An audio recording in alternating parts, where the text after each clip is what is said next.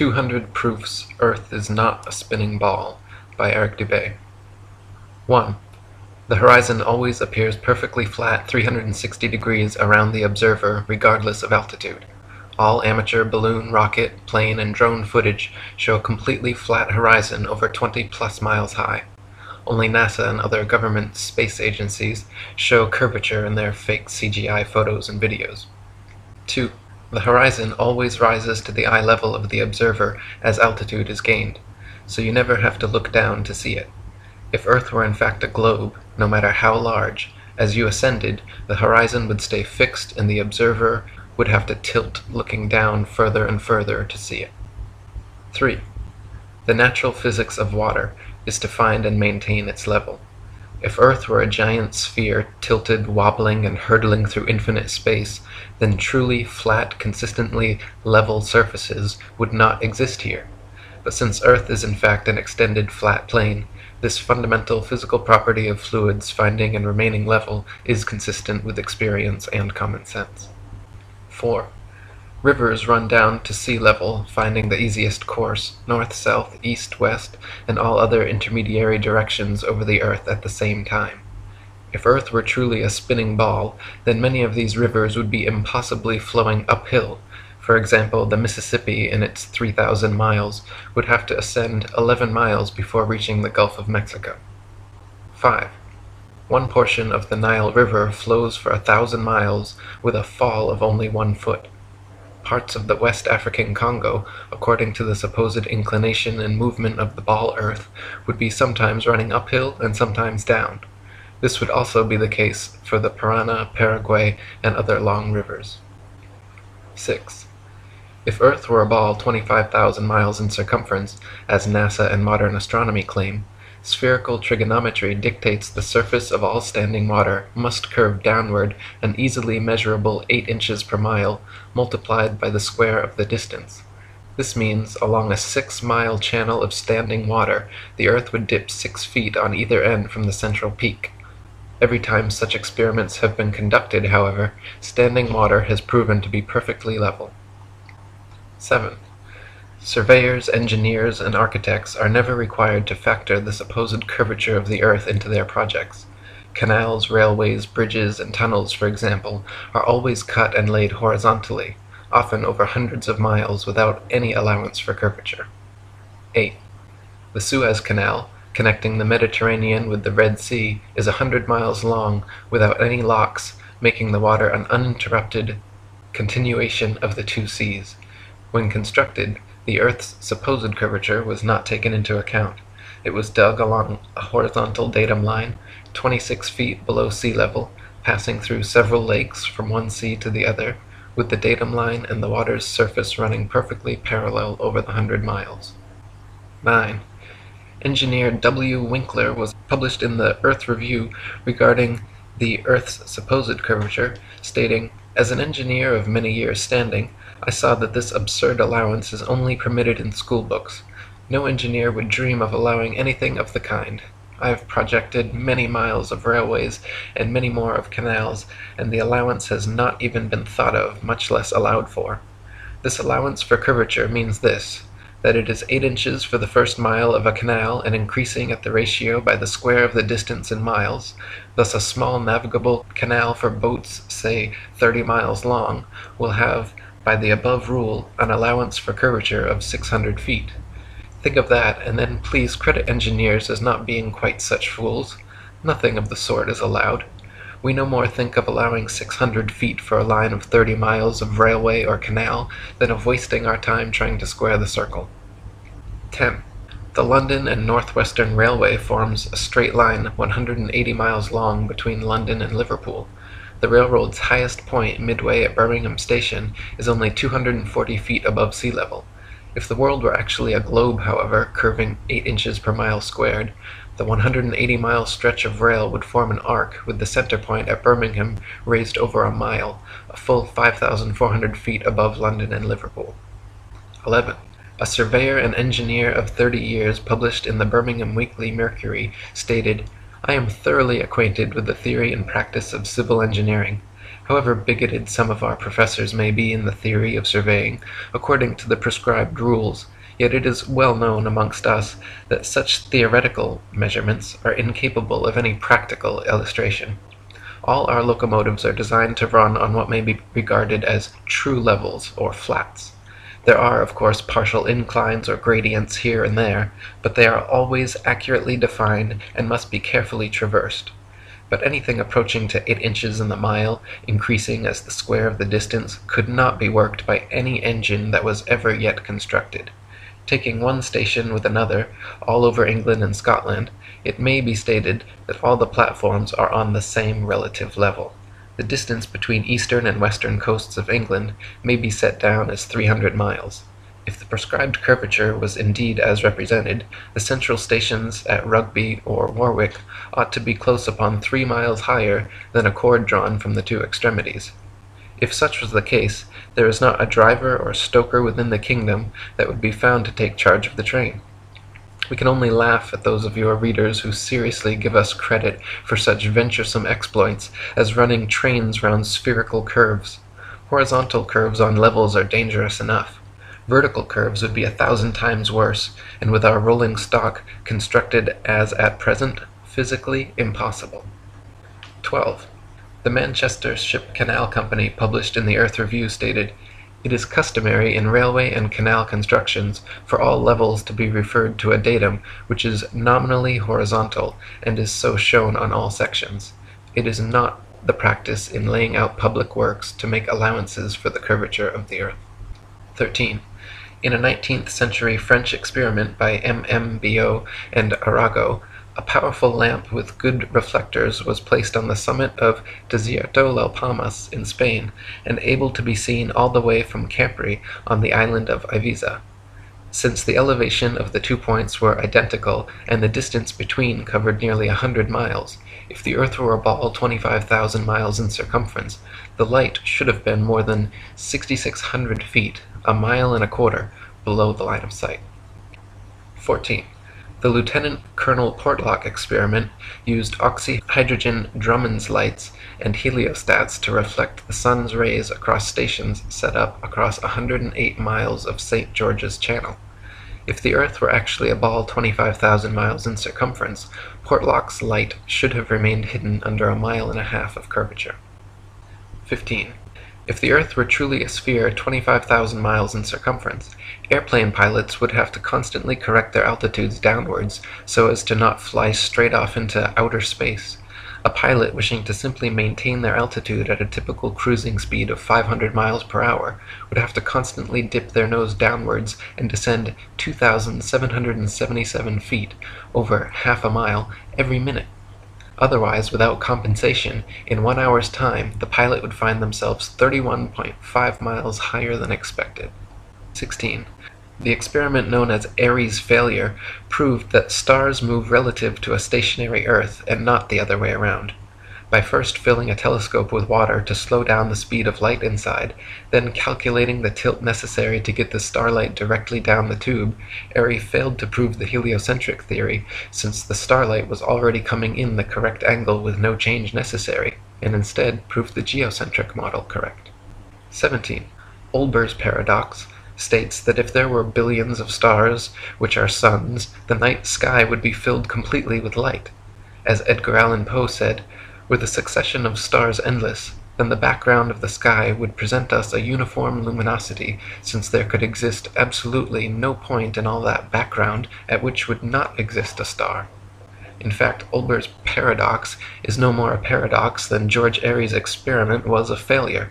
Both are actually excellent refutations of the heliocentric spinning ball Earth model. 18. The Michelson, Morley, and Sagnac experiments attempted to measure the change in speed of light due to Earth's assumed motion through space. After measuring in every possible different direction in various locations, they failed to detect any significant change whatsoever, again proving the stationary geocentric model. 19. Tycho Brahe famously argued against the heliocentric theory in his time, positing that if the Earth revolved around the Sun, the change in relative position of the stars after 6 months' orbital motion could not fail to be seen. He argued that the stars should seem to separate as we approach and come together as we recede. In actual fact, however, after 190 million miles of supposed orbit around the Sun, not a single inch of parallax can be detected in the stars, proving that we have not moved at all. 20. If Earth were truly constantly spinning eastwards at over 1,000 miles per hour, vertically fired cannonballs and other projectiles should fall significantly due west. In actual fact, however, when this has been tested, vertically fired cannonballs shoot upwards an average of 14 seconds ascending, 14 seconds descending, and fall back to the ground no more than 2 feet away from the cannon, often directly back into the muzzle. 21. If the Earth were truly constantly spinning eastward at over 1,000 miles per hour, helicopters and hot air balloons should be able to simply hover over the surface of the Earth and wait for their destinations to come to them. 22. If Earth were truly constantly spinning eastward at over 1,000 miles per hour, during the Red Bull stratosphere dive, Felix Baumgartner, spending 3 hours ascending over New Mexico, should have landed 2,500 miles west into the Pacific Ocean, but instead landed a few dozen miles east of the takeoff point. 23. Ball believers often claim gravity magically and inexplicably drags the entire lower atmosphere of the Earth in perfect synchronization up to some undetermined height, where this progressively faster spinning atmosphere gives way to the non-spinning, non-gravitized, non-atmosphere of infinite vacuum space. Such nonsensical theories are debunked, however, by rain, fireworks, birds, bugs, clouds, smoke, planes, and projectiles, all of which would behave very differently if both the ball Earth and its atmosphere were constantly spinning eastward at 1,000 miles per hour. 24. If Earth and its atmosphere were constantly spinning eastward over 1,000 miles per hour, then north-south facing cannons should establish a control, while east-firing cannonballs should fall significantly farther than all others, while west-firing cannonballs should fall significantly closer. In actual fact, however, regardless of which direction cannons are fired, the distance covered is always the same. 25. If Earth and its atmosphere were constantly spinning eastwards over 1,000 miles per hour, then the average commercial airliner, traveling 500 miles per hour, should never be able to reach its eastward destinations before they come speeding up from behind. Likewise, westward destinations should be arrived at thrice the speed, but this is not the case. 26. Quoting Heaven and Earth by Gabrielle Henriette, if flying had been invented at the time of Copernicus, there is no doubt that he would have soon realized that his contention regarding the rotation of the Earth was wrong, on account of the relation existing between the speed of an aircraft and that of the Earth's rotation. If the Earth rotates, as it is said, at 1,000 miles an hour, and a plane flies in the same direction at only 500 miles, it is obvious that its place of destination will be farther removed every minute. On the other hand, if flying took place in the opposite direction to that of the rotation, a distance of 1,500 miles would be covered in 1 hour instead of 500, since the speed of the rotation is to be added to that of the plane. It could also be pointed out that such a flying speed of 1,000 miles an hour, which is supposed to be that of the Earth's rotation, has recently been achieved, so that an aircraft flying at this rate in the same direction as that of the rotation could not cover any ground at all. It would remain suspended in mid-air over the spot from which it took off, since both speeds are equal. 27. If Earth and its atmosphere were constantly spinning eastwards over 1,000 miles per hour, landing airplanes on such fast-moving runways, which face all manner of directions, north, south, east, west, and otherwise, would be practically impossible. Yet, in reality, such fictional concerns are completely negligible. 28. If the Earth and its atmosphere were constantly spinning eastwards over 1,000 miles per hour, then clouds, wind, and weather patterns could not casually and unpredictably go every which way, with clouds often traveling in opposing directions at varying altitudes simultaneously. 29. If the Earth and its atmosphere were constantly spinning eastwards over 1,000 miles per hour, this should somewhere, somehow, be seen, heard, felt, or measured by someone, yet no one in history has ever experienced this alleged eastward motion. Meanwhile, however, we can hear, feel, and experimentally measure even the slightest westward breeze. 30. In his book South Sea Voyages, Arctic and Antarctic explorer Sir James Clark Ross described his experience on the night of November 27, 1839, and his conclusion that the Earth must be motionless. The sky being very clear, it enabled us to observe the higher stratum of clouds to be moving in an exactly opposite direction to that of the wind, a circumstance which is frequently recorded in our meteorological journal, both in the northeast and southeast trades, and has also often been observed by former voyagers. Captain Basil Hall witnessed it from the summit of the Peak of Teneriffe, and Count Strzelecki, on ascending the volcanic mountain of Kyrenia in Owyhee, reached at 4,000 feet an elevation above that of the trade wind, and experienced the influence of an opposite current of air of a different hydrometric and thermometric condition. Count Strzelecki further informed me of the following seemingly anomalous circumstance: that at the height of 6,000 feet he found the current of air blowing at right angles to both the lower strata, also of a different thermometric condition, but warmer than the interstratum. Such a state of the atmosphere is compatible only with the fact which other evidence has demonstrated, that the earth is at rest. 31. Quoting zetetic cosmogony, Thomas Winship states, "Let imagination picture to the mind what force air would have which was set in motion by a spherical body of 8,000 miles in diameter, which in 1 hour was spinning round 1,000 miles per hour, rushing through space at 65,000 miles per hour, and gyrating across the heavens. Then let conjecture endeavor to discover whether the inhabitants on such a globe could keep their hair on. If the earth globe rotates on its axis at the terrific rate of 1,000 miles per hour, such an immense mass would of necessity cause a tremendous rush of wind in the space it occupied. The wind would go all one way, and anything like clouds which got within the sphere of influence of the rotating sphere would have to go the same way. The fact that the earth is at rest is proved by kite flying." 32. If gravity is credited with being a force strong enough to hold the world's oceans, buildings, people, and atmosphere stuck to the surface of a rapidly spinning ball, then it is impossible for gravity to also simultaneously be weak enough to allow little birds, bugs, and planes to take off and travel freely, unabated in any direction. 33. If gravity is credited with being a force strong enough to curve the massive expanse of oceans around a globular earth, it would be impossible for fish and other creatures to swim through such forcefully held water. 34. Ship captains in navigating great distances at sea never need to factor the supposed curvature of the earth into their calculations.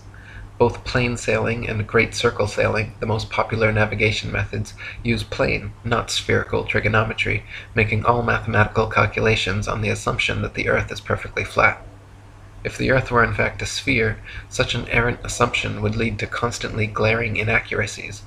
Plane sailing has worked perfectly fine in both theory and practice for thousands of years, however, and plane trigonometry has time and again proven more accurate than spherical trigonometry in determining distances across the oceans. 35. If the earth were truly a globe, then every line of latitude south of the equator would have to measure a gradually smaller and smaller circumference the farther south traveled. If, however, the earth is an extended plane, then every line of latitude south of the equator should measure a gradually larger and larger circumference the farther south traveled. The fact that many captains navigating south of the equator, assuming the globular theory, have found themselves drastically out of reckoning, more so the farther south traveled, testifies to the fact that Earth is not a ball. 36. During Captain James Clark Ross's voyages around the Antarctic circumference, he often wrote in his journal, perplexed at how they routinely found themselves out of accordance with their charts, stating that they found themselves an average of 12 to 16 miles outside their reckoning every day, later on further south as much as 29 miles. 37.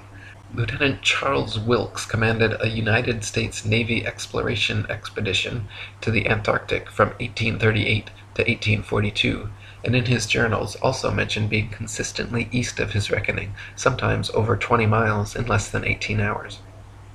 38. To quote Reverend Thomas Milner, "In the southern hemisphere, navigators to India have often fancied themselves east of the Cape when still west, and have been driven ashore on the African coast, which, according to their reckoning, lay behind them. This misfortune happened to a fine frigate, the Challenger, in 1845. How came Her Majesty's ship Conqueror to be lost? How have so many other noble vessels, perfectly sound, perfectly manned, perfectly navigated, been wrecked in calm weather, not only in dark night or in a fog, but in broad daylight and sunshine? In the former case, upon the coasts, in the latter, upon sunken rocks, from being out of reckoning?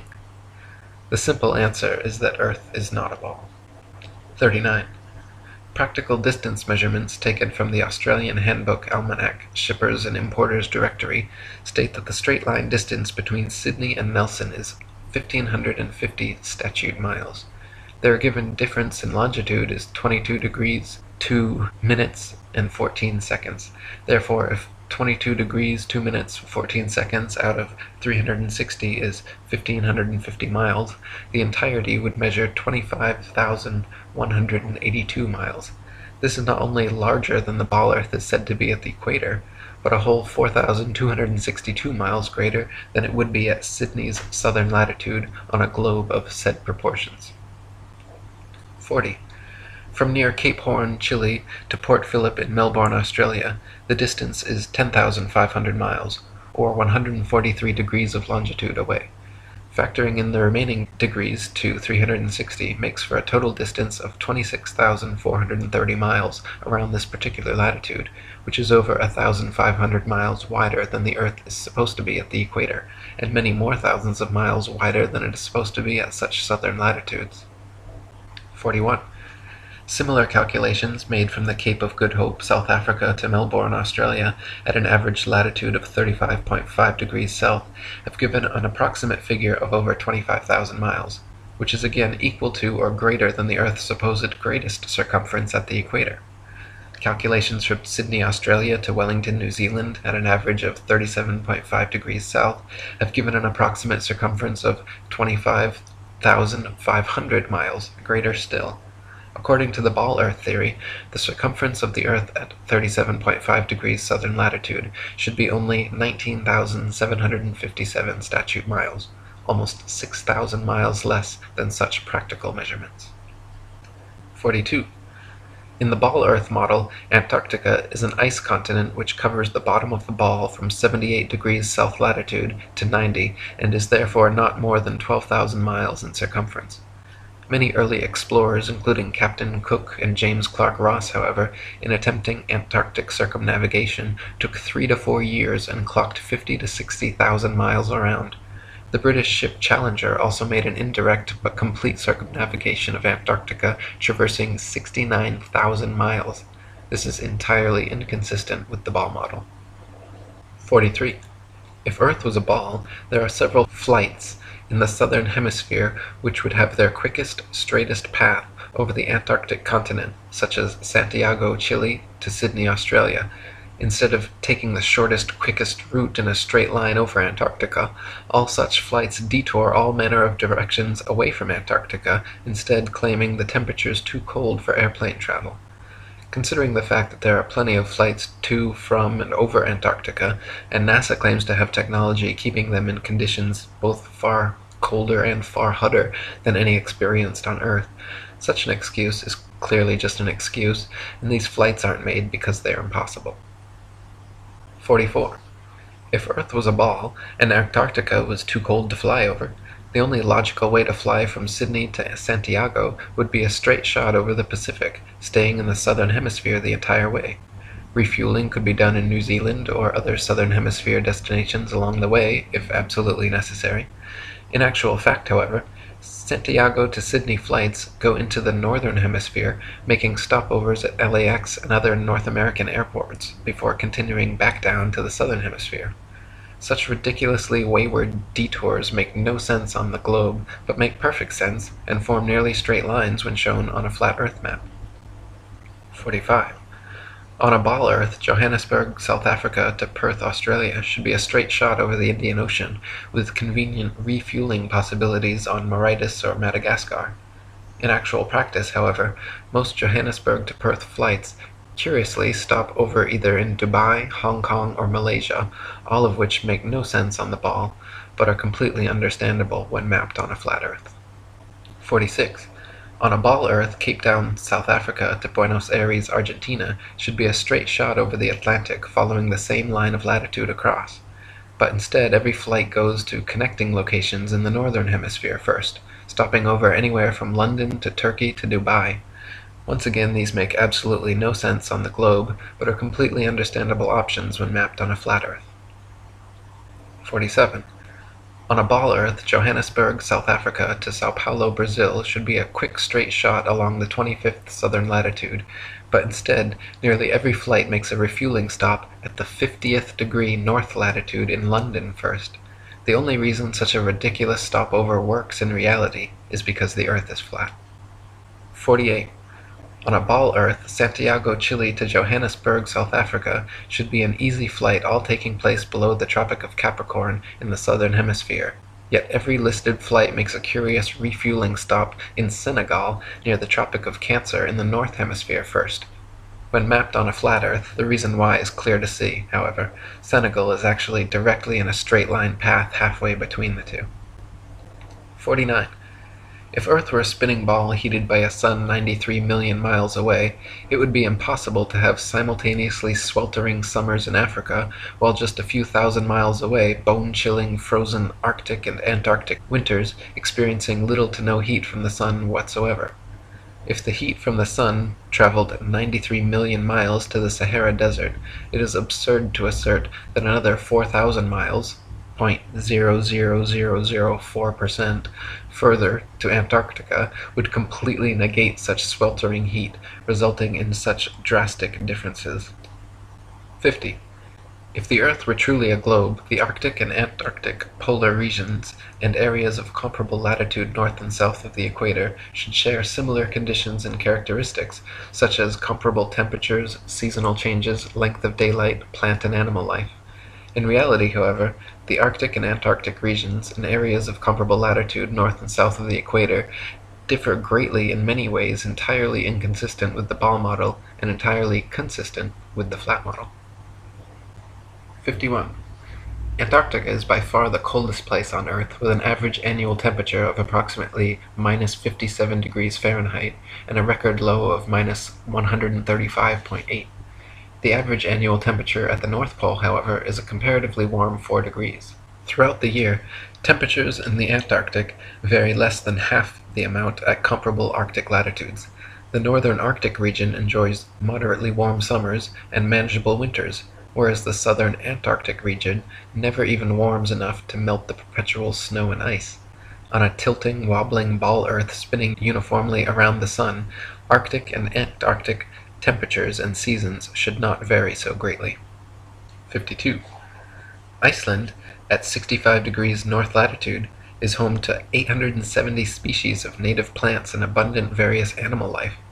Compare this with the Isle of Georgia at just 54 degrees south latitude, where there are only 18 species of native plants and animal life is almost non-existent. The same latitude as Canada or England in the north, where dense forests of various tall trees abound, the infamous Captain Cook wrote of Georgia that he was unable to find a single shrub large enough to make a toothpick. Cook wrote, "Not a tree was to be seen.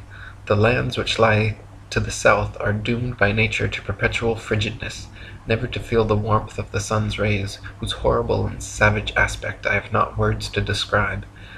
Even marine life is sparse in certain tracts of vast extent, and the sea-bird is seldom observed flying over such lonely wastes.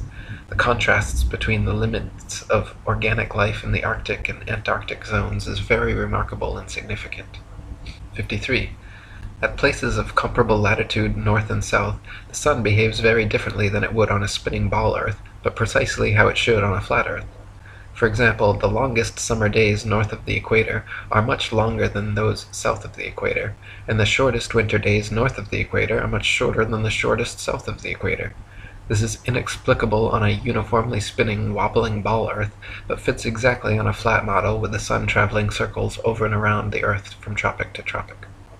54. At places of comparable latitude north and south, Dawn and dusk happen very differently than they would on a spinning ball, but precisely how they should on a flat Earth.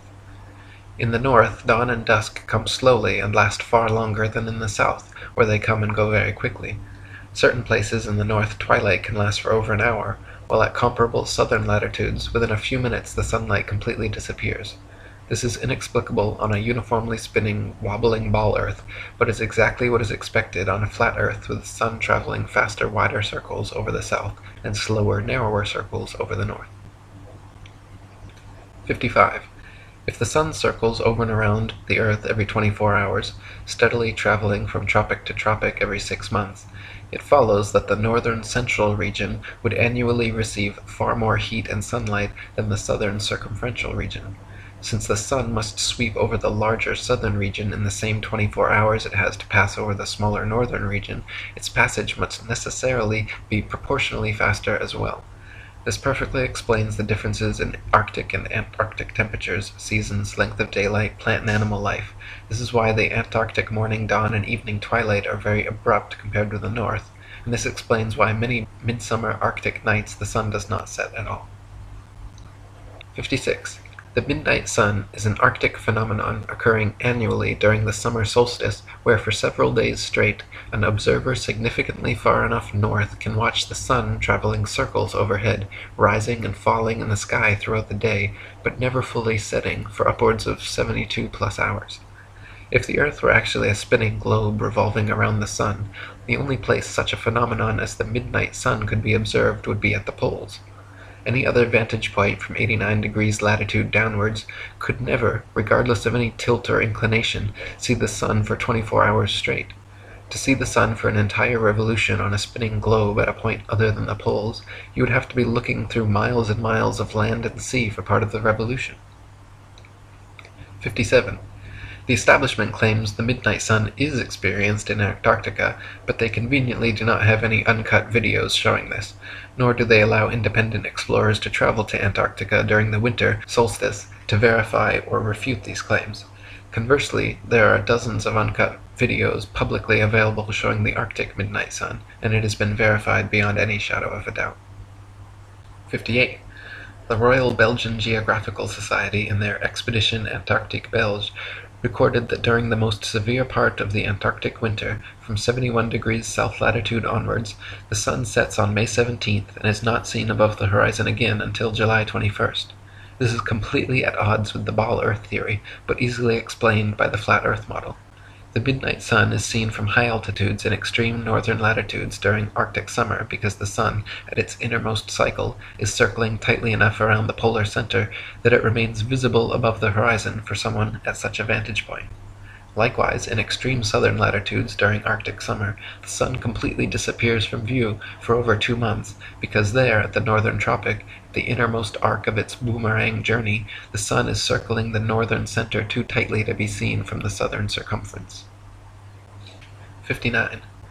Quoting Gabrielle Henriette, "The theory of the rotation of the Earth may once and for all be definitely disposed of as impracticable by pointing out the following inadvertence. It is said that the rotation takes 24 hours and that its speed is uniform, in which case, necessarily, days and nights should have an identical duration of 12 hours each all the year round. The sun should invariably rise in the morning and set in the evening at the same hours, with the result that it would be the equinox every day from the 1st of January to the 31st of December. One should stop and reflect on this before saying that the Earth has a movement of rotation. How does the system of gravitation account for the seasonal variations in the length of days and nights if the Earth rotates at a uniform speed in 24 hours? 60. Anyone can prove the sea horizon perfectly straight and the Earth perfectly flat using nothing more than a level, tripods, and a wooden plank. At any altitude above sea level, simply fix a 6 to 12 foot long smooth leveled board edgewise upon tripods and observe the skyline from eye level behind it. The distant horizon will always appear perfectly level with the upper edge of the board.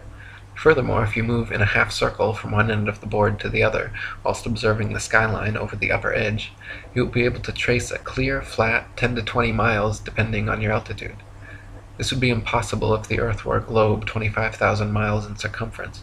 The horizon would align over the center of the board, but then gradually, noticeably decline towards the extremities. Just 10 miles on each side would necessitate an easily visible curvature of 66.6 feet from each end to the center. 61. If the Earth were actually a big ball 25,000 miles in circumference, the horizon would be noticeably curved even at sea level, and everything on or approaching the horizon would appear to tilt backwards slightly from your perspective. Distant buildings along the horizon would all look like leaning towers of Pisa falling away from the observer. A hot air balloon taking off, then drifting steadily away from you on a ball Earth would slowly and constantly appear to lean back more and more the farther away it flew, the bottom of the basket coming gradually into view as the top of the balloon disappears from sight. In reality, however, buildings, balloons, trees, people, anything and everything at right angles to the ground and horizon remain so, regardless the distance or height of the observer. 62. Samuel Rowbotham's experiments at the Old Bedford level proved conclusively the canal's water to be completely flat over a 6-mile stretch. First, he stood in the canal with his telescope held 8 inches above the surface of the water. Then his friend in a boat with a 5-foot-tall flag sailed the 6 miles away. If Earth were a ball 25,000 miles in circumference, the 6-mile stretch of water should have comprised an arc exactly 6 feet high in the middle, so the entire boat and flag should have ultimately disappeared, when in fact the entire boat and flag remained visible at the same height for the entire journey. 63. In a second experiment, Dr. Rowbotham affixed flags 5 feet high along the shoreline, one at every mile marker, then using his telescope mounted at 5 feet just behind the first flag, looked over the tops of all 6 flags, which lined up in a perfectly straight line. If the Earth were a ball 25,000 miles in circumference, the flags should have progressively dipped down after the first establishing line of sight, the second would have descended 8 inches, 32 inches for the third, 6 feet for the fourth, 10 feet 8 inches for the fifth, and 16 feet 8 inches for the sixth. 64. Quoting Earth Not a Globe by Samuel Rowbotham, "It is known that the horizon at sea, whatever distance it may extend to the right and left of the observer on land, always appears as a straight line. The following experiment has been tried in various parts of the country. At Brighton, on a rising ground near the race course, 2 poles were affixed in the earth 6 yards apart and directly opposite the sea. Between these poles a line was tightly stretched parallel to the horizon. From the center of the line the view embraced not less than 20 miles on each side, making a distance of 40 miles. A vessel was observed sailing directly westwards. The line cut the rigging a little above the bulwarks, which it did for several hours, or until the vessel had sailed the whole distance of 40 miles. The ship coming into view from the east would have to ascend an inclined plane for 20 miles until it arrived at the center of the arc, whence it would have to descend for the same distance. The square of 20 miles multiplied by 8 inches gives 266 feet as the amount the vessel would be below the line at the beginning and at the end of the 40 miles. 65. Also quoting Dr. Rowbotham, "On a shore near Waterloo, a few miles to the north of Liverpool, a good telescope was fixed at an elevation of 6 feet above the water. It was directed to a large steamer just leaving the River Mersey and sailing out to Dublin. Gradually the masthead of the receding vessel came nearer to the horizon, until at length, after more than 4 hours had elapsed, it disappeared. The ordinary rate of sailing of the Dublin steamers was fully 8 miles an hour, so that the vessel would be at least 32 miles distant when the masthead came to the horizon. The 6 feet of elevation of the telescope would require 3 miles to be deducted for convexity, which would leave 29 miles, the square of which multiplied by 8 inches gives 560 feet, deducting 80 feet for the height of the main mast, and we find that, according to the doctrine of rotundity, the masthead of the outward-bound steamer should have been 480 feet below the horizon. Many other experiments of this kind have been made upon sea-going steamers, and always with results entirely incompatible with the theory that the earth is a globe. 66. Dr. Rowbotham conducted several other experiments using telescopes, spirit levels, sextants, and theodolites, special precision instruments used for measuring angles in horizontal or vertical planes. By positioning them at equal heights, aimed at each other successively, he proved over and over the earth to be perfectly flat for miles without a single inch of curvature. His findings caused quite a stir in the scientific community, and thanks to 30 years of his efforts, the shape of the Earth became a hot topic of debate around the turn of the 19th century. 67. The distance across the Irish Sea from the Isle of Man's Douglas Harbour to Great Orme's Head in North Wales is 60 miles. If the Earth was a globe, then the surface of the water between them would form a 60-mile arc, the center towering 1,944 feet higher than the coastlines at either end. It is well known and easily verifiable, however, that on a clear day from a modest altitude of 100 feet, the Great Orme's Head is visible from Douglas Harbour. This would be completely impossible on a globe of 25,000 miles. Assuming the 100-foot altitude causes the horizon to appear approximately 13 miles off, the 47 miles remaining means the Welsh coastline should still fall an impossible 1,472 feet below the line of sight. 68. The Philadelphia skyline is clearly visible from Apple Pie Hill in the New Jersey Pine Barrens 40 miles away. If Earth were a ball 25,000 miles in circumference, factoring in the 205-foot elevation of Apple Pie Hill, the Philly skyline should remain well hidden beyond 335 feet of curvature. 69. The New York City skyline is clearly visible from Harriman State Park's Bear Mountain 60 miles away.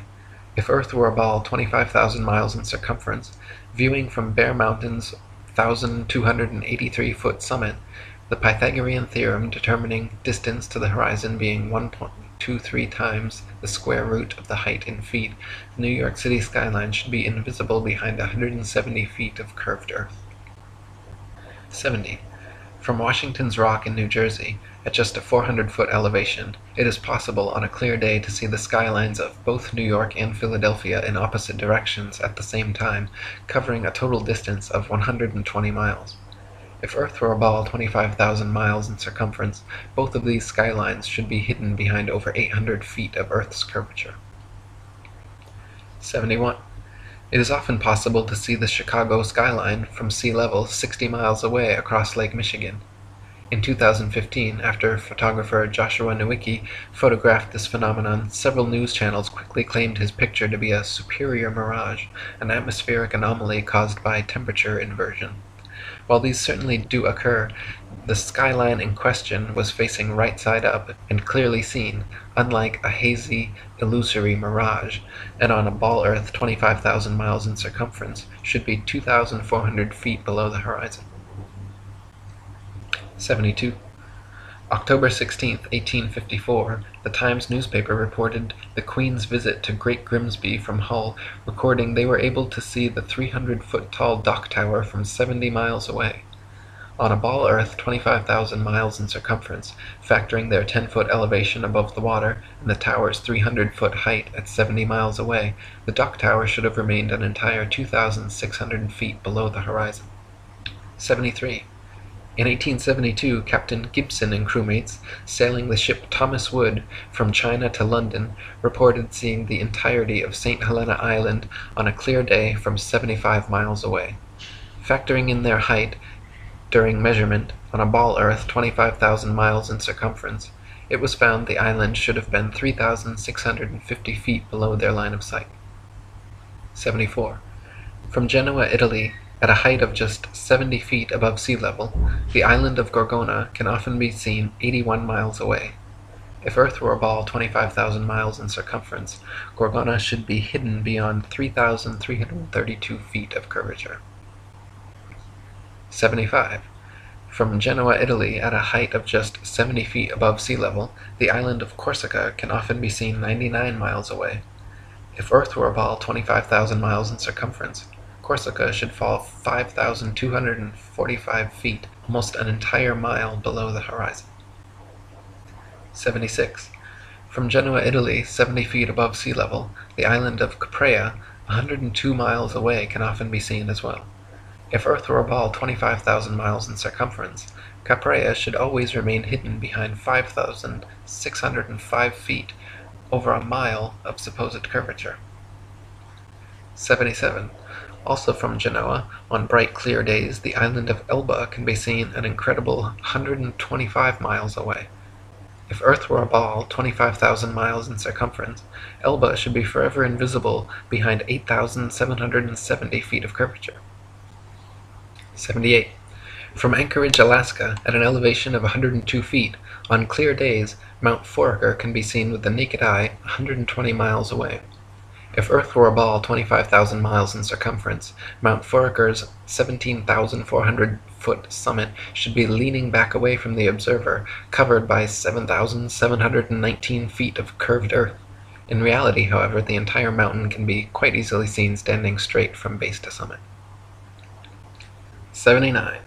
From Anchorage, Alaska, at an elevation of 102 feet, on clear days Mount McKinley can be seen with the naked eye from 130 miles away. If Earth were a ball 25,000 miles in circumference, Mount McKinley's 20,320-foot summit should be leaning back away from the observer and almost half covered by 9,220 feet of curved earth. In reality, however, the entire mountain can be quite easily seen standing straight from base to summit. 80. In Chambers' Journal, February 1895, a sailor near Mauritius in the Indian Ocean reported having seen a vessel which turned out to be an incredible 200 miles away. The incident caused much heated debate in nautical circles at the time, gaining further confirmation in Aden, Yemen, where another witness reported seeing a missing Bombay steamer from 200 miles away. He correctly stated the precise appearance, location, and direction of the steamer, all later corroborated and confirmed correct by those on board. Such sightings are absolutely inexplicable if the Earth were actually a ball 25,000 miles around, as ships 200 miles distant would have to fall approximately 5 miles below line of sight. 81. The distance from which various lighthouse lights around the world are visible at sea far exceeds what could be found on a ball Earth 25,000 miles in circumference. For example, the Dunkirk light in southern France, at an altitude of 194 feet, is visible from a boat 10 feet above sea level, 28 miles away. Spherical trigonometry dictates that if the Earth was a globe with the given curvature of 8 inches per mile squared, this light should be hidden 190 feet below the horizon. 82. The Port Nicholson light in New Zealand is 420 feet above sea level and visible from 35 miles away, where it should be 220 feet below the horizon. 83. The Icaro light in Norway is 154 feet above high water and visible from 28 statute miles, where it should be 230 feet below the horizon. 84. The light at Madras on the Esplanade is 132 feet high and visible from 28 miles away, where it should be 250 feet below the line of sight. 85. The Cordonan light on the west coast of France is 207 feet high and visible from 31 miles away, where it should be 280 feet below the line of sight. 86. The light at Cape Bonavista, Newfoundland, is 150 feet above sea level and visible at 35 miles, where it should be 491 feet below the horizon. 87. The lighthouse steeple of St. Botolph's Parish Church in Boston is 290 feet tall and visible from over 40 miles away, where it should be hidden a full 800 feet below the horizon. 88. The Isle of Wight Lighthouse in England is 180 feet high and can be seen up to 42 miles away, a distance at which modern astronomers say the light should fall 996 feet below the line of sight. 89. The Cape Legulas Lighthouse in South Africa is 33 feet high, 238 feet above sea level, and can be seen for over 50 miles. If the world were a globe, this light would fall 1,400 feet below an observer's line of sight. 90. The Statue of Liberty in New York stands 326 feet above sea level, and on a clear day can be seen as far as 60 miles away. If the Earth were a globe, that would put Lady Liberty at an impossible 2,074 feet below the horizon. 91. The lighthouse at Port Said, Egypt, at an elevation of only 60 feet, has been seen an astonishing 58 miles away, where, according to modern astronomy, it should be 2,182 feet below the line of sight. 92. The Notre Dame Antwerp spire stands 403 feet high from the foot of the tower, with Strasbourg measuring 468 feet above sea level. With the aid of a telescope, ships can be distinguished on the horizon, and captains declare they can see the cathedral spire from an amazing 150 miles away. If the Earth were a globe, however, at that distance the spire should be an entire mile, 5,280 feet below the horizon. 93. The St. George's Channel between Holyhead and Kingstown Harbour near Dublin is 60 miles across. When halfway across, a ferry passenger will notice behind them the light on Holyhead Pier as well as in front of them the Poolbeg light in Dublin Bay. The Holyhead Pier light is 44 feet high, while the Poolbeg lighthouse 68 feet. Therefore, a vessel in the middle of the channel, 30 miles from either side, standing on a deck 24 feet above the water, can clearly see both lights. On a ball earth 25,000 miles in circumference, however, both lights should be hidden well below both horizons by over 300 feet. 94. From the highland near Portsmouth Harbour in Hampshire, England, looking across Spithead to the Isle of Wight, the entire base of the island, where water and land come together, composes a perfectly straight line 22 statute miles long. According to the ball earth theory, the Isle of Wight should decline 80 feet from the center on each side to account for the necessary curvature. The crosshairs of a good theodolite directed there, however, have repeatedly shown the land and water line to be perfectly level. 95. On a clear day from the High Head near Douglas Harbour on the Isle of Man, the whole length of the coast of North Wales is often plainly visible to the naked eye. From the Point of Ayr at the mouth of the River Dee to Holyhead comprises a 50-mile stretch which has also been repeatedly found to be perfectly horizontal. If the Earth actually had curvature of 8 inches per mile squared, as NASA and modern astronomy claim, the 50-mile length of Welsh coast seen along the horizon in Liverpool Bay would have to decline from the center point an easily detectable 416 feet on each side. 96. From 100 Proofs the Earth is Not a Globe by William Carpenter. If we take a journey down Chesapeake Bay by night, we shall see the light exhibited at Sharp's Island for an hour before the steamer gets to it. We may take up a position on deck so that the rail of the vessel's side will be in a line with the light and in the line of sight, and we shall find that in the whole journey the light won't vary in the slightest degree in its apparent elevation. But say that a distance of 13 miles has been traversed, the astronomer's theory of curvature demands a difference, one way or the other, in the apparent elevation of the light of 112 feet 8 inches. Since, however, there is not a difference of 100 hair's breadths, we have a plain proof that the water of the Chesapeake Bay is not curved, which is a proof that the Earth is not a globe. 97. NASA and modern astronomy say the Earth is a giant ball tilted back, wobbling and spinning 1,000 miles per hour around its central axis, traveling 67,000 miles per hour circles around the Sun, spiraling 500,000 miles per hour around the Milky Way, while the entire galaxy rockets a ridiculous 670 million miles through the universe, with all of these motions originating from an alleged Big Bang cosmogenic explosion 14 billion years ago. That's a grand total of 67,568,000 miles per hour in several different directions we're all supposedly speeding along at simultaneously, yet no one has ever seen, felt, heard, measured, or proven a single one of these motions to exist whatsoever. 98. NASA and modern astronomy say Polaris, the North Pole star, is somewhere between 323 and 434 light-years, or about 2 quadrillion miles, away from us. Firstly, note that is between 1,938,000,000,000,000 to 2,604,000,000,000,000 miles, making a difference of over 600 trillion miles. If modern astronomy cannot even agree on the distance to stars within hundreds of trillions of miles, perhaps their science is flawed and their theory needs re-examining. However, even granting them their obscurely distant stars, it is impossible for heliocentrists to explain how Polaris manages to always remain perfectly aligned straight above the North Pole throughout Earth's various alleged tilting, wobbling, rotating, and revolving motions. 99. Viewed from a ball Earth, Polaris, situated directly over the North Pole, should not be visible anywhere in the southern hemisphere. For Polaris to be seen from the southern hemisphere of a globular Earth, the observer would have to be somehow looking through the globe, and miles of land and sea would have to be transparent. Polaris can be seen, however, up to over 20 degrees south latitude. 100. If Earth were a ball, the Southern Cross and other southern constellations would all be visible at the same time from every longitude on the same latitude, as is the case in the north with Polaris and its surrounding constellations. Ursa Major and Minor and many others can be seen from every northern meridian simultaneously, whereas in the south, constellations like the Southern Cross cannot. This proves that the southern hemisphere is not turned under as in the ball model, but simply stretching further outwards away from the northern center point as in the flat Earth model. 101.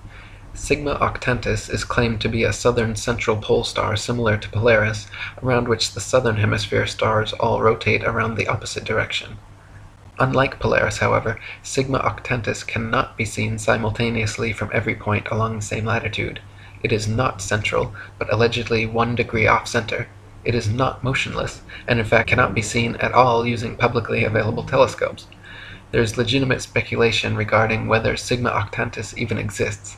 Either way, the direction in which stars move overhead is based on perspective and the exact direction you're facing, not which hemisphere you're in. 102. Some heliocentrists have tried to suggest that the pole star's gradual declination overhead as an observer travels southward is proof of a globular Earth. Far from it, the declination of the pole star or any other object is simply a result of the law of perspective on plane, flat surfaces.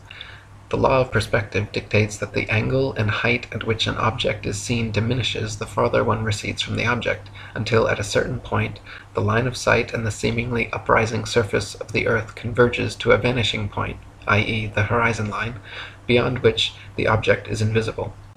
In the ball Earth model, the horizon is claimed to be the curvature of the Earth, whereas in reality, the horizon is known to simply be the vanishing line of perspective based on the strength of your eye's instruments, weather, and altitude.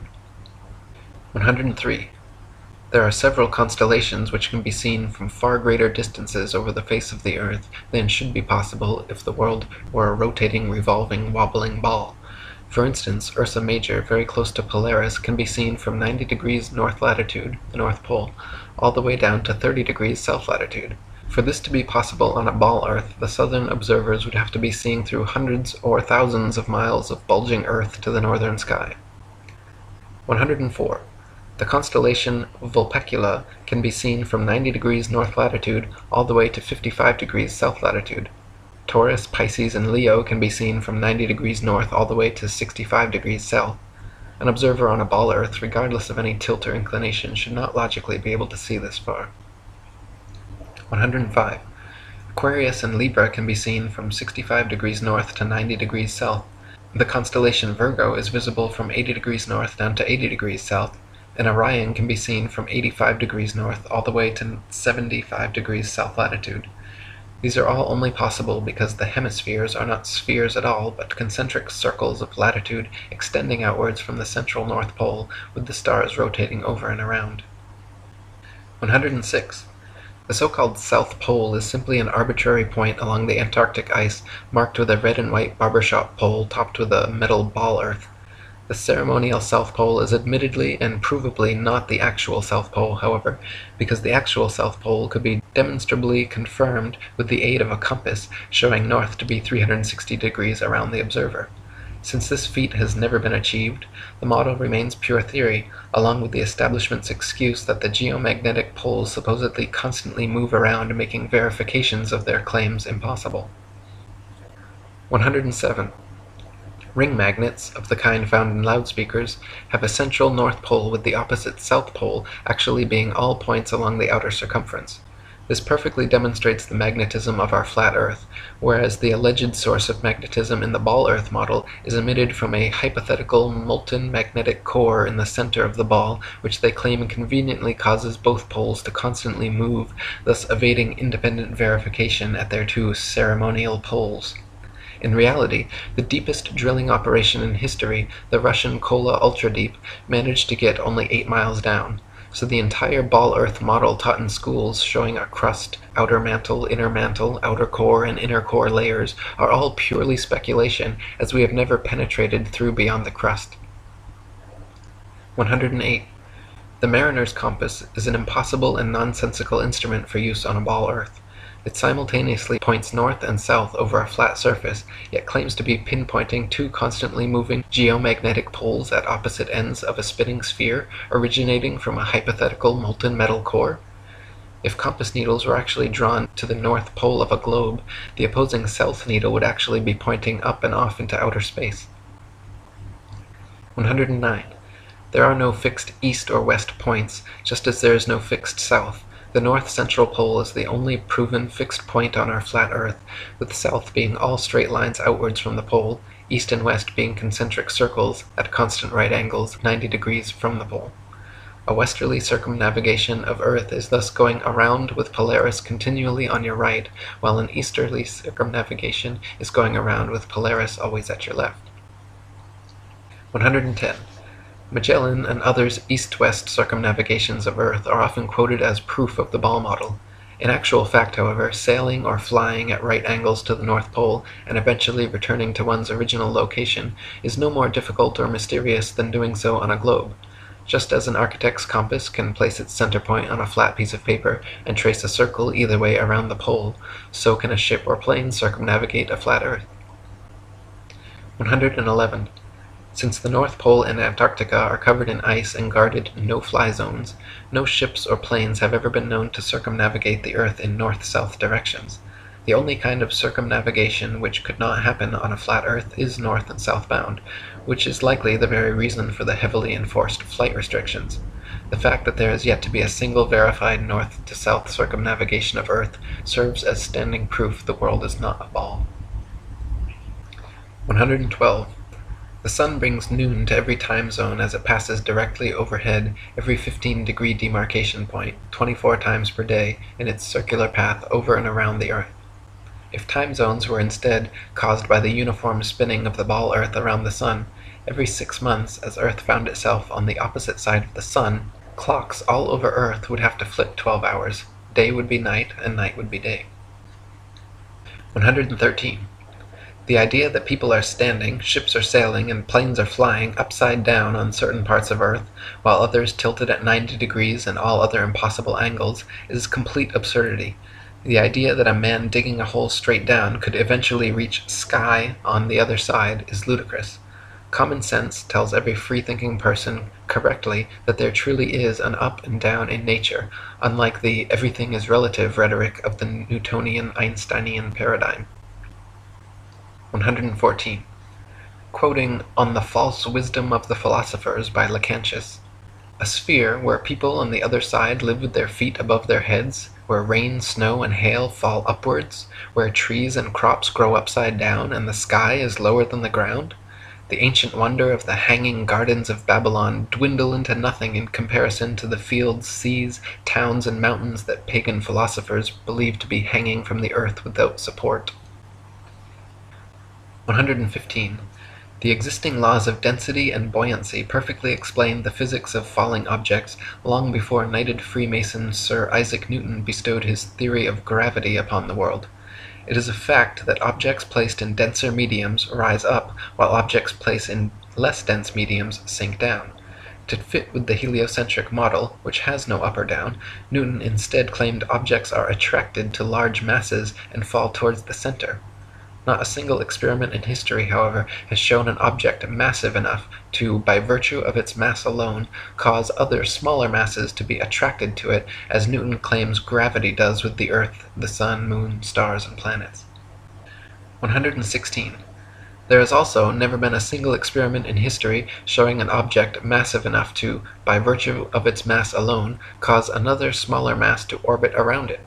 The magic theory of gravity allows for oceans, buildings, and people to remain forever stuck to the underside of a spinning ball, while simultaneously causing objects like the moon and satellites to remain locked in perpetual circular orbits around the Earth. If these were both true, then people should be able to jump up and start orbiting circles around the Earth, or the moon should have long ago been sucked into the Earth. Neither of these theories have ever been experimentally verified, and their alleged results are mutually exclusive. 117. Newton also theorized, and it is now commonly taught, that the Earth's ocean tides are caused by gravitational lunar attraction. If the moon is only 2,160 miles in diameter and the Earth 8,000 miles, however, using their own math and law, it follows that the Earth is 87 times more massive and therefore the larger object should attract the smaller to it, and not the other way around. If the Earth's greater gravity is what keeps the moon in orbit, it is impossible for the moon's lesser gravity to supersede the Earth's gravity, especially at Earth's sea level, where its gravitational attraction would even further out-trump the moon's. And if the moon's gravity truly did supersede the Earth's, causing the tides to be drawn towards it, there should be nothing to stop them from continuing onwards and upwards towards their great attractor. 118. Furthermore, the velocity and path of the moon are uniform, and should therefore exist a uniform influence on the Earth's tide, when in actuality Earth's tides vary greatly and do not follow the moon. Earth's lakes, ponds, marshes, and other inland bodies of water also inexplicably remain forever outside the moon's gravitational grasp. If gravity was truly drawing Earth's oceans up to it, all lakes, ponds, and other bodies of standing water should certainly have tides as well. 119. It is claimed that the other planets are spheres, and so therefore Earth must also be a sphere. Firstly, Earth is a plane, not a planet, so the shape of these planets in the sky have no bearing on the shape of the Earth beneath our feet. Secondly, these planets have been known for thousands of years around the world as wandering stars, since they differ from the other fixed stars in their relative motions only. When looked at with an unprejudiced naked eye or through a telescope, the fixed and wandering stars appear as luminous disks of light, not spherical terra firma. The pictures and videos shown by NASA of spherical terra firma planets are all clearly fake computer-generated images and not photographs. 120. The etymology of the word planet actually comes from the late Old English planet, or from Old French planet, from Latin planeta, from Greek planetes, planetae, wandering stars, or to wander of unknown origin, to spread, or notion of spread out, from Latin planum, flat surface, plane, level, plane. They just added a T to our Earth plane, and everyone bought it. 121. When you observe the sun and moon, you see two equally sized equidistant circles tracing similar paths at similar speeds around a flat stationary Earth. The experts at NASA, however, claim your common-sense everyday experience is false on all counts. To begin with, they say the Earth is not flat but a big ball, not stationary but spinning around 19 miles per second. They say the sun does not revolve around the Earth as it appears, but Earth revolves around the sun. The moon, on the other hand, does revolve around the Earth, though not east to west as it appears, rather west to east, and the sun is actually 400 times larger than the moon and 400 times farther away. You can clearly see they are the same size and distance. You can see the Earth is flat, you can feel the Earth is stationary, but according to the gospel of modern astronomy, you are wrong and a simpleton worthy of endless ridicule if you dare to trust your own eyes and experience. 122. Quoting Alan Daves, "If the government or NASA had said to you that the Earth is stationary, imagine that. And then imagine we are trying to convince people that no, it's not stationary, it's moving forward at 32 times rifle bullet speed and spinning at 1,000 miles per hour. We would be laughed at. We would have so many people telling us, you're crazy, the Earth's not moving. We would be ridiculed for having no scientific backing for this convoluted moving Earth theory.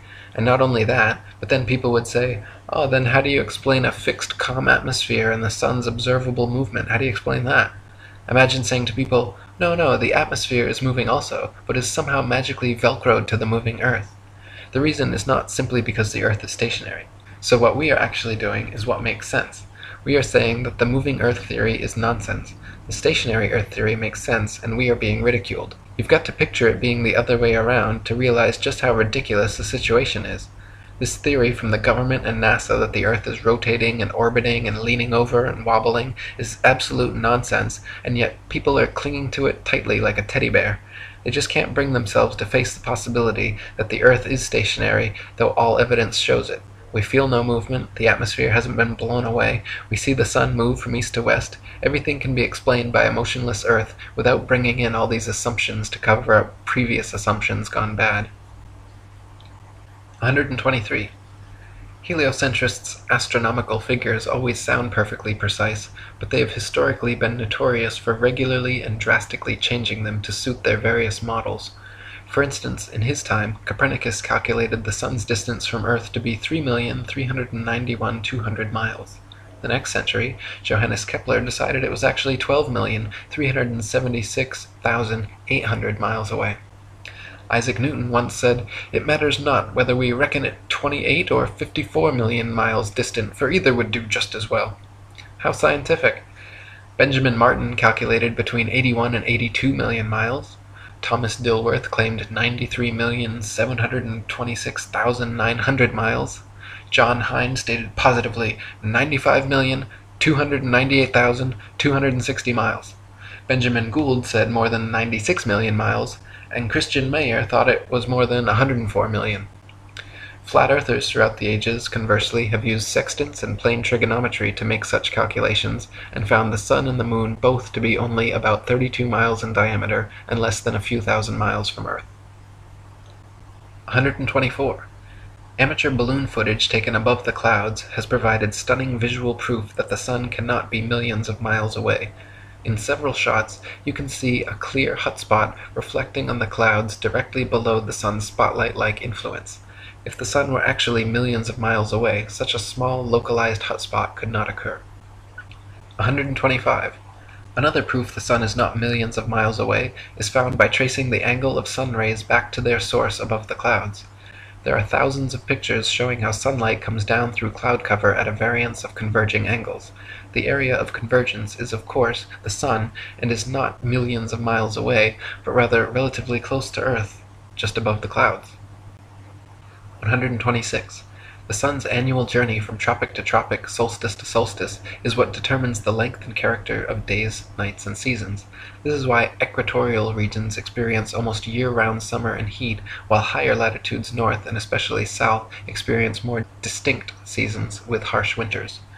The heliocentric model claims seasons change based on the ball Earth's alleged axial tilt and elliptical orbit around the sun, yet their flawed current model places us closest to the sun, 91 million miles, in January, when it is actually winter, and farthest from the sun, 94.5 million miles, in July, when it's actually summer throughout most of the Earth.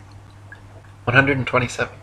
The fact that the sun and moon's reflections on water always form a straight-line path from the horizon to the observer proves the Earth is not a ball. If the Earth's surface was curved, it would be impossible for the reflected light to curve over the ball from horizon to observer. 128. There are huge centuries-old stone sundials and moondials all over the world which still tell the time now down to the minute as perfectly as the day they were made. If the Earth, Sun, and Moon were truly subject to the number of contradictory, revolving, rotating, wobbling, and spiraling motions claimed by modern astronomy, it would be impossible for these monuments to so accurately tell time without constant adjustment.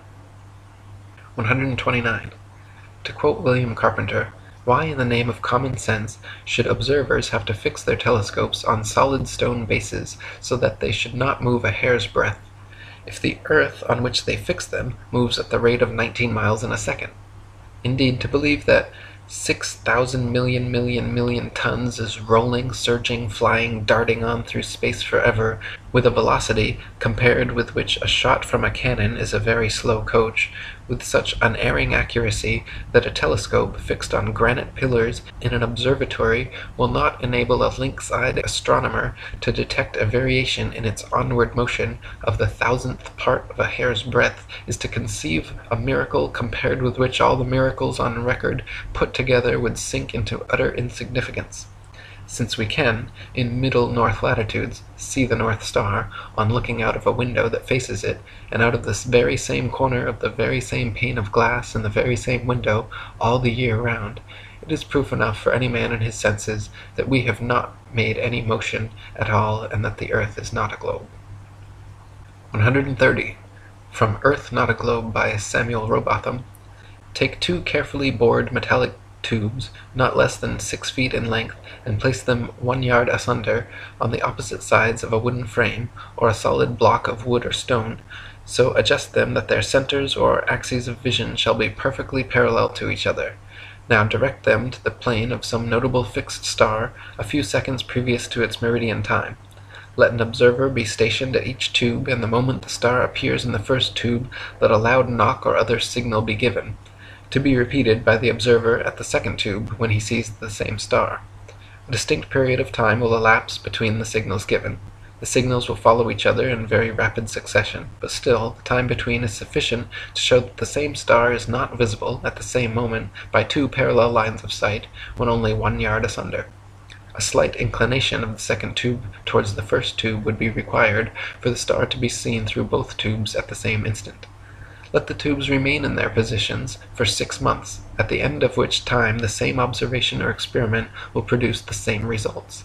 The star will be visible at the same meridian time without the slightest alteration being required in the direction of the tubes, from which it is concluded that if the earth had moved 1 single yard in an orbit through space, there would at least be observed the slight inclination of the tube which the difference in position of 1 yard had previously required. But as no such difference in the direction of the tube is required, the conclusion is unavoidable, that in 6 months a given meridian upon the Earth's surface does not move a single yard, and therefore that the Earth has not the slightest degree of orbital motion. 131. NASA and modern astronomy maintain that the Moon is a solid, spherical, Earth-like habitation which man has actually flown to and set foot on. They claim the Moon is a non-luminescent planetoid which receives and reflects all its light from the Sun. The reality is, however, that the Moon is observably not a solid body.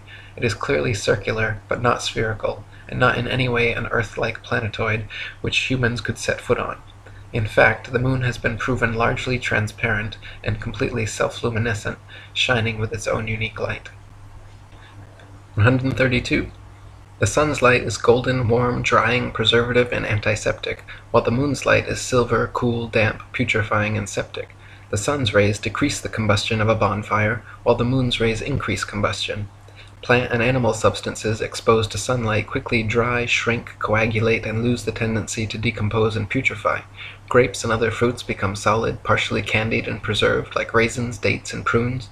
Animal flesh coagulates, loses its volatile gaseous constituents, becomes firm, dry, and slow to decay. When exposed to moonlight, however, plant and animal substances tend to show symptoms of putrefaction and decay. This proves that sun and moonlight are different, unique, and opposites, as they are in the geocentric flat model. 133. In direct sunlight, a thermometer will read higher than another thermometer placed in the shade, but in full direct moonlight, a thermometer will read lower than another placed in the shade. If the sun's light is collected in a large lens and thrown to a focus point, it can create significant heat, while the moon's light collected similarly creates no heat. In the Lancet Medical Journal from March 14, 1856, particulars are given of several experiments which prove the moon's rays, when concentrated, can actually reduce the temperature upon a thermometer more than 8 degrees. So sunlight and moonlight clearly have altogether different properties. 134. Furthermore, the moon itself cannot physically be both a spherical body and a reflector of the sun's light. Reflectors must be flat or concave for light rays to have any angle of incidence. If a reflector's surface is convex, then every ray of light points in a direct line with the radius perpendicular to the surface, resulting in no reflection. 135. Not only is the moon clearly self-luminescent, shining its own unique light, but it is also largely transparent. When the waxing or waning moon is visible during the day, it is possible to see the blue sky right through the moon. And on a clear night, during a waxing or waning cycle, it is even possible to occasionally see stars and planets directly through the surface of the moon. The Royal Astronomical Society has on record many such occurrences throughout history which all defy the heliocentric model. 136. Many people think that modern astronomy's ability to accurately predict lunar and solar eclipses is a result and proof positive of the heliocentric theory of the universe. The fact of the matter, however, is that eclipses have been accurately predicted by cultures worldwide for thousands of years before the heliocentric ball Earth was even a glimmer in Copernicus's imagination. Ptolemy, in the 1st century AD, accurately predicted eclipses for 600 years on the basis of a flat stationary Earth with equal precision as anyone living today. All the way back in 600 BC, Thales accurately predicted an eclipse which ended the war between the Medes and the Lydians. Eclipses happen regularly with precision in 18-year cycles, so regardless of geocentric or heliocentric, flat or globe Earth cosmologies, eclipses can be accurately calculated independent of such factors. 137. Another assumption and supposed proof of the Earth's shape, heliocentrists claim that lunar eclipses are caused by the shadow of the ball Earth occulting the moon. They claim the Sun, Earth, and Moon spheres perfectly align like 3 billiard balls in a row, so that the Sun's light casts the Earth's shadow onto the Moon. Unfortunately for heliocentrists, this explanation is rendered completely invalid due to the fact that lunar eclipses have happened and continue to happen regularly when both the Sun and Moon are still visible together above the horizon. For the Sun's light to be casting Earth's shadow onto the Moon, the three bodies must be aligned in a straight 180-degree syzygy, but as early as the time of Pliny, there are records of lunar eclipses happening while both the Sun and Moon are visible in the sky. Therefore, the eclipser of the Moon cannot be the Earth or Earth's shadow, and some other explanation must be sought. 138. Another favorite proof of ball earthers is the appearance from an observer on shore of ships' hulls being obfuscated by the water and disappearing from view when sailing away towards the horizon. Their claim is that ships' hulls disappear before their mastheads because the ship is beginning its declination around the convex curvature of the ball earth. Once again, however, their hasty conclusion is drawn from a faulty premise, namely that only on a ball earth could this phenomenon occur. The fact of the matter is that the law of perspective on plane surfaces dictates and necessitates the exact same occurrence. For example, a girl wearing a dress walking away towards the horizon will appear to sink into the earth the farther away she walks. Her feet will disappear from view first, and the distance between the ground and the bottom of her dress will gradually diminish until, after a half a mile, it seems like her dress is touching the ground as she walks on invisible legs. Such is the case on plane surfaces. The lowest parts of objects receding from a given point of observation necessarily disappear before the highest. 139. Not only is the disappearance of ships' hulls explained by the law of perspective on flat surfaces, it is proven undeniably true with the aid of a good telescope. If you watch a ship sailing away into the horizon with the naked eye until its hull has completely disappeared from view under the supposed curvature of the earth, then look through a telescope, you will notice the entire ship quickly zooms back into view, hull and all, proving that the disappearance was caused by the law of perspective, not by a wall of curved water. This also proves that the horizon is simply the vanishing line of perspective from your point of view, not the alleged curvature of the earth. 140. Foucault's pendulums are often quoted as proof of a rotating Earth, but upon closer investigation prove the opposite. To begin with, Foucault's pendulums do not uniformly swing in any one direction. Sometimes they rotate clockwise and sometimes counterclockwise. Sometimes they fail to rotate, and sometimes they rotate far too much. The behavior of the pendulum actually depends on 1. The initial force beginning its swing, and 2. The ball and socket joint, which most readily facilitates circular motion over any other. The supposed rotation of the Earth is completely inconsequential and irrelevant to the pendulum's swing. If the alleged constant rotation of the Earth affected pendulums in any way, then there should be no need to manually start pendulums in motion. If the Earth's diurnal rotation caused the 360-degree uniform diurnal rotation of pendulums, then there should not exist a stationary pendulum anywhere on Earth. 141. The Coriolis effect is often said to cause sinks in toilet bowls in the northern hemisphere to drain spinning in one direction, while in the southern hemisphere causing them to spin the opposite way, thus providing proof of the spinning ball Earth. Once again, however, just like Foucault's pendulums spinning either which way, sinks and toilets in the northern and southern hemispheres do not consistently spin in any one direction. Sinks and toilets in the very same household are often found to spin opposite directions, depending entirely upon the shape of the basin and the angle of the water's entry, not the supposed rotation of the Earth. 142. People claim that if the Earth were flat, they should be able to use a telescope and see clear across the oceans. This is absurd, however, as the air is full of precipitation, especially over the oceans, and especially at the lowest, densest layer of atmosphere, is not transparent. Picture the blurry haze over roads on hot, humid days. Even the best telescope will blur out long before you could see across an ocean. You can, however, use a telescope to zoom in much more of our flat Earth than would be possible on a ball 25,000 miles in circumference. 143. People claim that if the Earth were flat, with the sun circling over and around us, we should be able to see the sun from everywhere, all over the Earth, and there should be daylight, even at night time. Since the sun is not 93 million miles away, but rather just a few thousand, and shining down like a spotlight, Once it is moved significantly far enough away from your location, it becomes invisible beyond the horizon, and daylight slowly fades until it completely disappears. If the Sun were 93 million miles away and the Earth a spinning ball, the transition from daylight to night would instead be almost instantaneous as you passed the terminator line. 144.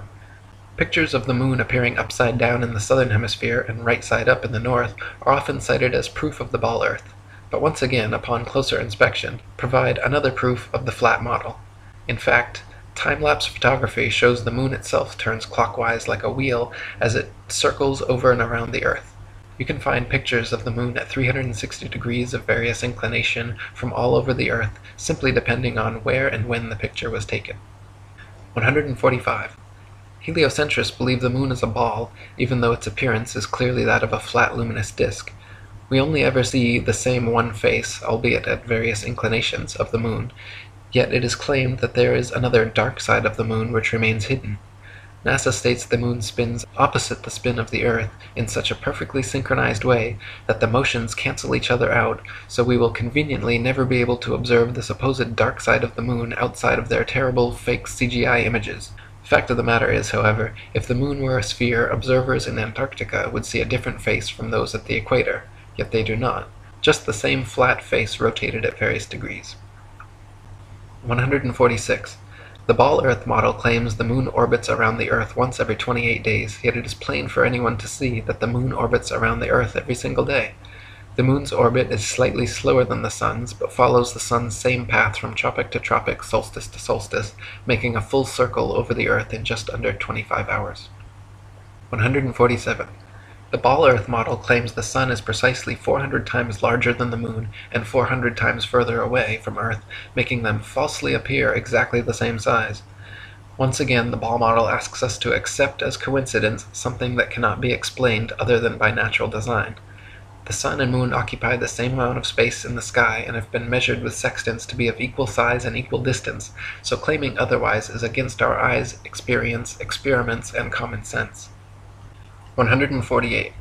Quoting Earth Not a Globe by Samuel Rowbotham, it is found by observation that the stars come to the meridian about 4 minutes earlier every 24 hours than the Sun, taking the solar time as the standard. This makes 120 minutes every 30 days and 24 hours in the year, hence all the constellations have passed before or in advance of the Sun at that time. This is the simple fact as observed in nature, but the theory of rotundity and motion on axes and in an orbit has no place for it. Visible truth must be ignored because this theory stands in the way and prevents its votaries from understanding it. 149. Throughout thousands of years, the same constellations have remained fixed in their same patterns without moving out of position whatsoever. If the Earth were a big ball spinning around a bigger sun, spinning around a bigger galaxy, shooting off from the biggest bang, as NASA claims, it is impossible that the constellations would remain so fixed. Based on their model, we should, in fact, have an entirely different night sky every single night and never repeat exactly the same star pattern twice. 150. If Earth were a spinning ball, it would be impossible to photograph star trail time-lapses turning perfect circles around Polaris anywhere but the North Pole. At all other vantage points, the stars would be seen to travel more or less horizontally across the observer's horizon due to the alleged 1,000-mile-per-hour motion beneath their feet. In reality, however, Polaris's surrounding stars can always be photographed turning perfect circles around the central star all the way down to the Tropic of Capricorn. 151. If Earth were a spinning ball revolving around the Sun, it would actually be impossible for star trail photos to show perfect circles even at the North Pole. Since the Earth is also allegedly moving 67,000 miles per hour around the Sun moving 500,000 miles per hour around the Milky Way, and the entire galaxy going 67 million miles per hour, these four contradictory motions would make star trail time-lapses all show irregular curved lines. 152. In 2003, 3 university geography professors collaborated in an experiment to prove that the state of Kansas is indeed actually flatter than a pancake. Using topographical geodetic surveys covering over 80,000 square miles, it was determined that Kansas has a flatness ratio of 0.9997 over the entire state, while the average pancake, precisely measured using a confocal laser microscope, comes in at 0.957, making Kansas thereby literally flatter than a pancake. 153. Quoting Reverend Thomas Milner's Atlas of Physical Geography, we find that vast areas exhibit a perfectly dead level, scarcely a rise existing through 1,500 miles from the Carpathians to the Urals. South of the Baltic, the country is so flat that a prevailing north wind will drive the waters of the Stettiner Half into the mouth of the Oder, and give the river a backwards flow 30 or 40 miles. The plains of Venezuela and New Granada in South America, chiefly on the left of the Orinoco, are termed llanos, or level fields. Often, in the space of 270 square miles, the surface does not vary a single foot. The Amazon only falls 12 feet in the last 700 miles of its course. The La Plata has only a descent of 1/33 of an inch per mile. 154. The Felix Baumgartner Red Bull Dive outside camera shows the same amount of curvature of Earth from surface level to jump height, proving it to be a deceiving fish-eyed wide-angle lens, while the inside regular camera shows a perfectly flat horizon eye level at 128,000 feet, which is only consistent with a flat plane. 155. Some people claim to have seen the curvature of the Earth out their airplane windows. The glass used in all commercial airplanes, however, is curved to remain flush with the fuselage. This creates a slight effect mixed with the confirmation bias people mistake for being the alleged curvature of the Earth. In actuality, the fact that you see the horizon at eye level at 35,000 feet out both port and starboard windows proves the Earth is flat. If the Earth were a ball, no matter how big, the horizon would stay exactly where it was, and you would have to look down further and further to see the horizon at all. Looking straight out the window at 35,000 feet, you should see nothing but outer space from the port and starboard windows, as the Earth and horizon are supposed to be below you. If they are visible at eye level outside both windows, it's because the Earth is flat. 156. People also claim to see curvature in GoPro or other high-altitude camera footage of the horizon. While it is true that the horizon often appears convex in such footage, it just as often appears concave or flat depending on the tilt and movement of the camera. The effect is simply a distortion due to wide-angle lenses. In lens-corrected and footage taken without wide-angle technology, all amateur high-altitude horizon shots appear perfectly flat. 157. If gravity magically dragged the atmosphere along with the spinning ball Earth, that would mean the atmosphere near the equator would be spinning at over 1,000 miles per hour. The atmosphere over the mid-latitudes would be spinning around 500 miles per hour, and gradually slower to the poles, where the atmosphere would be unaffected at 0 miles per hour. In reality, however, the atmosphere at every point on Earth is equally unaffected by this alleged force, as it has never been measured or calculated and proven non-existent by the ability of airplanes to fly unabated in any direction without experiencing any such atmospheric changes. 158. If gravity magically dragged the atmosphere along with the spinning ball Earth, that would mean the higher the altitude, the faster the spinning atmosphere would have to be turning around the center of rotation. In reality, however, if this were happening, then rain and fireworks would behave entirely differently as they fell down through progressively slower and slower spinning atmosphere. Hot air balloons would also be forced steadily faster eastwards as they ascended through the ever-increasing atmospheric speeds. 159. If there were progressively faster and faster spinning atmosphere the higher the altitude, that would mean it would have to abruptly end at some key altitude where the fastest layer of gravitized spinning atmosphere meets the supposed non-gravitized, non-spinning, non-atmosphere of infinite vacuum space. NASA has never even mentioned what altitude this impossible feat allegedly happens, but it is easily philosophically refuted by the simple fact that vacuums cannot exist connected to non-vacuums while maintaining the properties of a vacuum. Not to mention the effect such a transition would have on a rocket spaceship would be disastrous. 160. It is impossible for rockets or any type of jet propulsion engines to work in the alleged non-atmosphere of vacuum space, because without air or atmosphere to push against, there is nothing to propel the vehicle forwards. Instead, the rockets and shuttles would be sent spinning around their own axis uncontrollably in all directions like a gyroscope. It would be impossible to fly to the moon or go in any direction whatsoever, especially if gravity were real and constantly sucking you towards the closest, densest body. 161. If Earth were really a ball, there would be no reason to use rockets for flying into outer space anyway, because simply flying an airplane straight at any altitude for long enough should and would send you off into outer space. To prevent their airplanes from flying tangent to the ball Earth, pilots would have to constantly course correct downwards, or else within just a few hours, the average commercial airliner traveling 500 miles per hour would find themselves lost in outer space. The fact that this never happens, artificial horizons remain level at pilots' desired altitudes and do not require constant downward adjustments, proves the Earth is not a ball. 162. All NASA and other space agencies' rocket launches never go straight up. Every rocket forms a parabolic curve, peaks out, and inevitably starts falling back to Earth. The rockets which are declared successful are those few which don't explode or start falling too soon, but make it out of range of spectator view before crashing down into restricted waters and recovered. There is no magic altitude where rockets or anything else can simply go up, up, up, and then suddenly just start free-floating in space. This is all a science fiction illusion created by wires, green screens, dark pools, some permed hair, and zero-G planes. 163. NASA and other space agencies have been caught time and again with air bubbles forming and floating off in their official outer space footage. Astronauts have also been caught using scuba space gear, kicking their legs to move, and astronaut Luca Parmitano even almost drowned when water started filling up his helmet while allegedly on a spacewalk. It is admitted that astronauts train for their spacewalks in underwater training facilities like NASA's Neutral Buoyancy Lab, but what is obvious from their space bubbles and other blunders is that all official spacewalk footage is also fake and filmed underwater. 164. Analysis of many interior videos from the International Space Station have shown the use of camera tricks such as green screens, harnesses, and even wildly permed hair to achieve a zero-gravity type effect.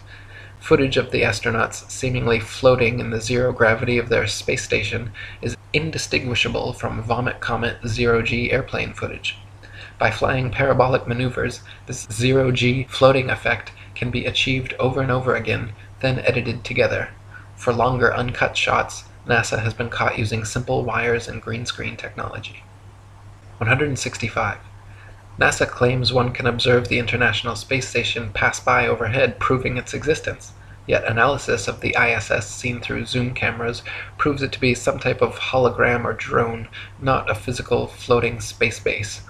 As you can see in my documentary ISS Hoax, when zooming in and out, the ISS dramatically and impossibly changes shape and color, displaying a prismatic rainbow effect until coming into focus, much like an old television turning on and off. 166.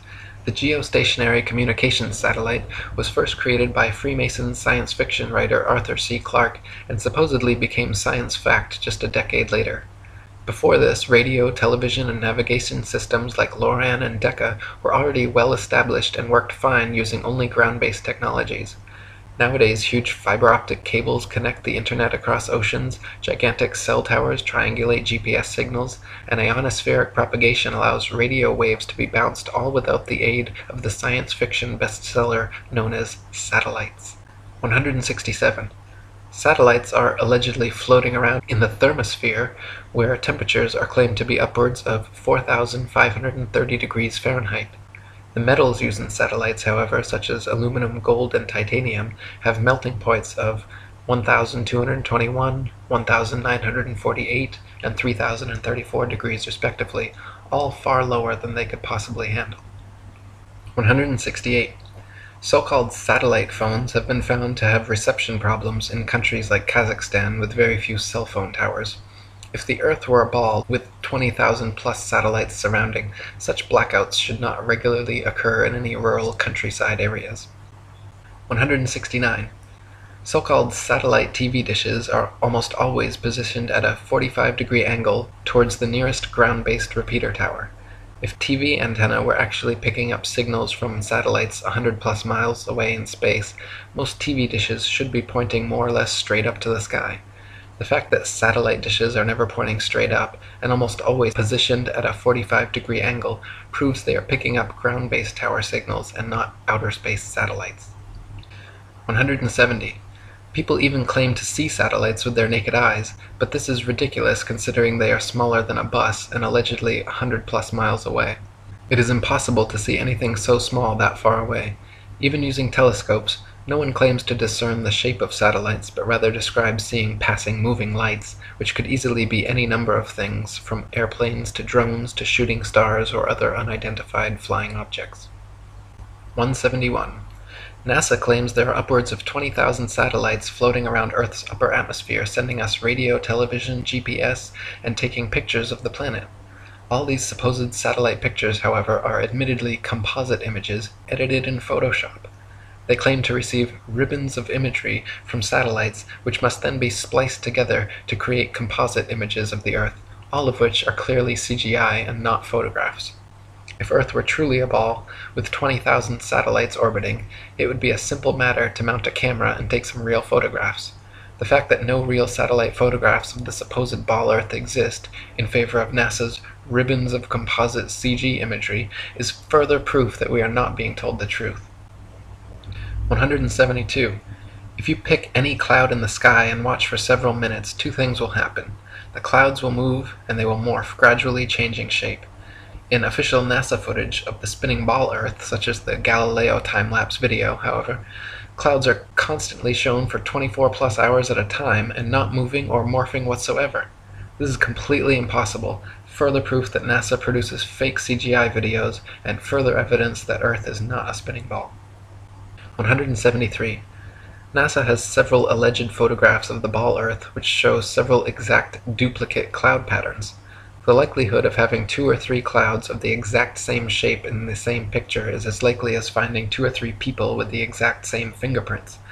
In fact, it is a solid proof that the clouds were copied and pasted in a computer program, and that such pictures showing a ball-shaped Earth are fakes. 174.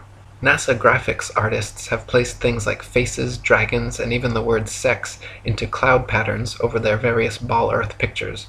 Their recent 2015 Pluto pictures even clearly have a picture of Disney's Pluto the dog layered into the background. Such blatant fraud goes unnoticed by the hypnotized masses, but provides further proof of the illegitimacy of NASA and their spinning ball planet mythos. 175. Professional photo analysts have dissected several NASA images of the ball Earth and found undeniable proof of computer editing. For example, images of the Earth allegedly taken from the Moon have proven to be copied and pasted in, as evidenced by rectangular cuts found in the black background around the Earth by adjusting brightness and contrast levels. If they were truly on the Moon and Earth was truly a ball, there would be no need to fake such pictures. 176. When NASA's images of the ball Earth are compared with one another, the coloration of the land and oceans and relative size of the continents are consistently so drastically different from one another as to prove beyond any reasonable doubt that the pictures are all fake. 177. In the documentary A Funny Thing Happened on the Way to the Moon, we can watch official leaked NASA footage showing Apollo 11 astronauts Buzz Aldrin, Neil Armstrong, and Michael Collins for almost an hour using transparencies and camera tricks to fake shots of a round Earth. They communicate over audio with control in Houston about how to accurately stage the shot, and someone keeps prompting them on how to effectively manipulate the camera to achieve the desired effect. First, they blacked out all the windows except for a downward-facing circular one, which they aimed the camera towards from several feet away. This created the illusion of a ball-shaped Earth surrounded by the blackness of space, when in fact it was simply a round window in their dark cabin. Neil Armstrong claimed at this point to be 130,000 miles from the Earth, halfway to the Moon. But when camera tricks were finished, the viewer could see for themselves the astronauts were not more than a couple dozen miles above the Earth's surface, likely flying in a high-altitude plane. 178. People claim Google Earth somehow proves the ball model without realizing that Google Earth is simply a composite program of images taken from high-altitude planes and street-level car cameras superimposed onto a CGI model of a ball Earth. The same could just as easily be molded onto a square Earth or any other shape, and therefore cannot be used as proof of Earth's rotundity. 179. If the Earth were constantly spinning eastward 1,000 miles per hour, then airplane flight durations going eastward versus westwards should be significantly different. If the average commercial airliner travels 500 miles per hour, it follows that westbound equatorial flights should reach their destination at approximately thrice the speed as their eastbound return flights. In reality, however, the differences in east and westbound flight durations usually amount to a matter of minutes, and nothing near what would occur on a 1,000 mile per hour spinning ball Earth. 180.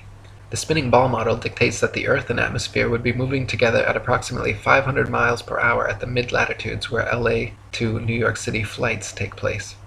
The average commercial airliner traveling 500 miles per hour takes 5.5 hours traveling east with the alleged rotation of the Earth, so the return flight west should take only 2.75 hours. But in fact, we find that the average New York to LA flight takes 6 hours, a flight time totally inconsistent with the spinning ball model. 181. Flights eastwards with the alleged spin of the ball Earth from Tokyo to LA take an average of 10.5 hours. Therefore, the return flights westwards against the alleged spin should take an average of 5.25 hours, but in actual fact take an average of 11.5 hours, another flight time totally inconsistent with the spinning ball model. 182. Flights eastward with the alleged spin of the ball Earth from New York to London take an average of 7 hours.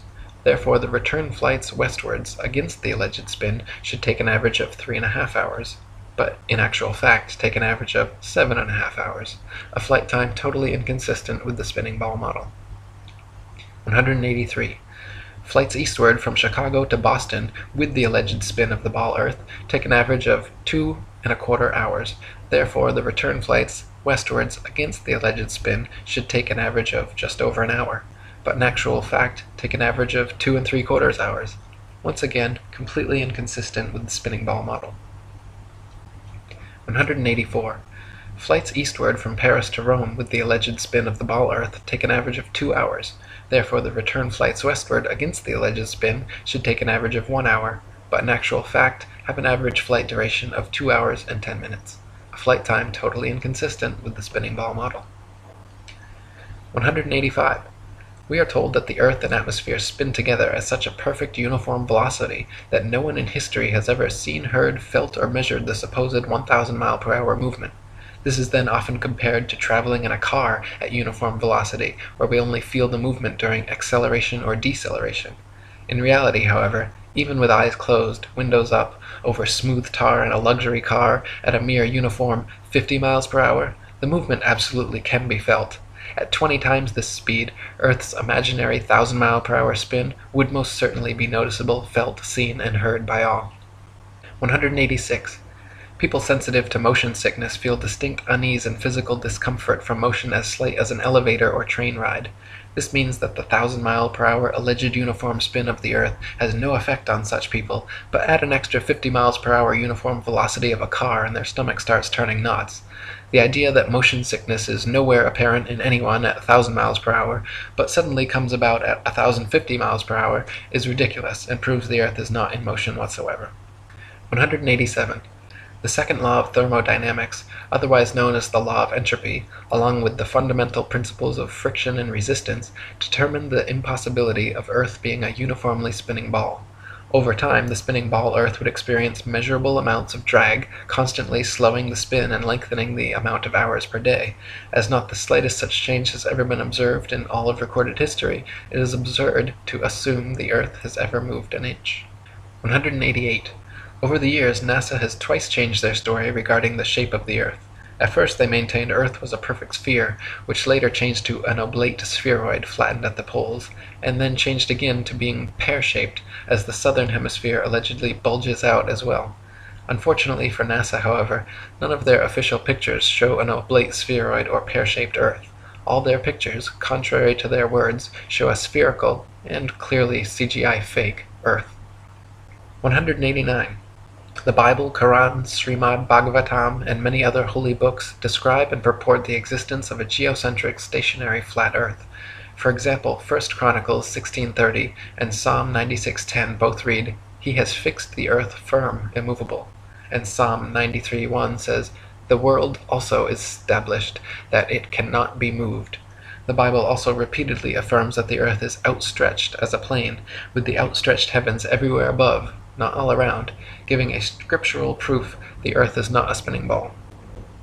190. Cultures the world over throughout history have all described and purported the existence of a geocentric stationary flat earth. Egyptians, Indians, Mayans, Chinese, Native Americans, and literally every ancient civilization on earth had a geocentric flat earth cosmology. Before Pythagoras, the idea of a spinning ball Earth was non-existent, and even after Pythagoras it remained an obscure minority view until 2,000 years later when Copernicus began reviving the heliocentric theory. 191. From Pythagoras to Copernicus, Galileo and Newton, to modern astronauts like Aldrin Armstrong and Collins, to Director of NASA and Grand Commander of the 33rd Degree, C. Fred Klangknecht, the founding fathers of the spinning ball mythos have all been Freemasons.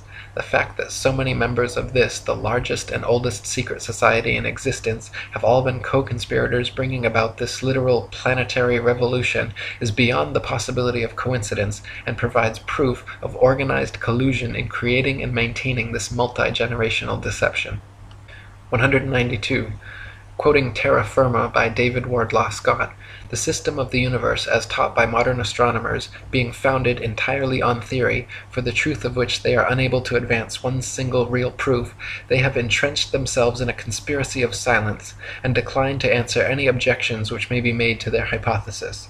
Copernicus himself, who revived the theory of the heathen philosopher Pythagoras and his great exponent Sir Isaac Newton, confessed that their system of a revolving earth was only a possibility and could not be proved by facts. It is only their followers who have decorated it with the name of an exact science, yea, according to them, the most exact of all the sciences. Yet one astronomer royal for England once said, speaking of the motion of the whole solar system, "The matter is left in a most delightful state of uncertainty, and I shall be very glad if anyone can help me out of it." What a very sad position for an exact science to be in is this. 193. No child or unindoctrinated man in their right mind would ever conclude or even conceive, given to their own devices, based on their own personal observations, that the earth was a spinning ball revolving around the sun. Such imaginative theories, nowhere present in anyone's daily experience, require and have required massive amounts of constant propaganda to uphold the illusion. 194. From David Wardlaw Scott. I remember being taught when a boy that the earth was a great ball revolving at a very rapid rate around the sun, and when I expressed to my teacher my fears that the waters of the oceans would tumble off, I was told that they were prevented from doing so by Newton's great law of gravitation, which kept everything in its proper place. I presume that my countenance must have shown some signs of incredulity, for my teacher immediately added, "I can show you a direct proof of this. A man can whirl around his head a pail filled with water without it being spilt, and so, in like manner, can the oceans be carried round the sun without losing a drop." As this illustration was evidently intended to settle the matter, I then said no more upon the subject. Had such been proposed to me afterwards as a man, I would have answered somewhat as follows. "Sir, I beg to say that the illustration you have given of a man whirling a pail of water around his head and the oceans revolving around the sun does not in any degree confirm your argument, because the water in the two cases is placed under entirely different circumstances, but, to be of any value, the conditions in each case must be the same, which here they are not. The pail is a hollow vessel which holds the water inside it, whereas, according to your teaching, the earth is a ball, with a continuous curvature outside, which, in agreement with the laws of nature, could not retain any water. 195. Astronomers say the magical magnetism of gravity is what keeps the oceans of the world stuck to the ball earth. They claim that because the earth is so massive, by virtue of this mass it creates a magic force able to hold people, oceans, and atmosphere tightly clung to the underside of the spinning ball. Unfortunately, however, they cannot provide any practical example of this on a scale smaller than the planetary. A spinning wet tennis ball, for instance, has the exact opposite effect of the supposed ball earth. Any water poured over it simply falls off the sides, and giving it a spin results in water flying off 360 degrees like a dog shaking off after a bath. Astronomers concede the wet tennis ball example displays the opposite effect of their supposed ball earth, but claim that at some unknown mass, the magic adhesive properties of gravity suddenly kick in, allowing the spinning wet tennis ball earth to keep every drop of gravitized water stuck to the surface.